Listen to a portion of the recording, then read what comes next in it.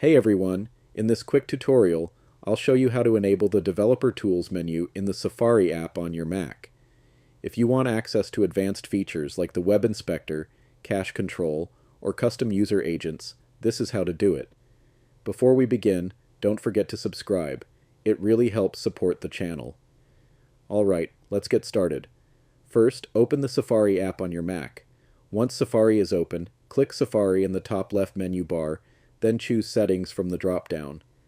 By default, Safari opens to the General tab, but what we want is the Advanced tab, so go ahead and click on that. Now, scroll down to the very bottom of the Advanced section. You'll see an option labeled Show Features for Web Developers.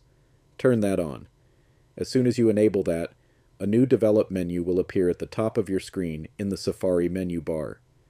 This menu gives you access to all kinds of developer tools, like emptying cache, changing user agents, starting responsive design mode, and more.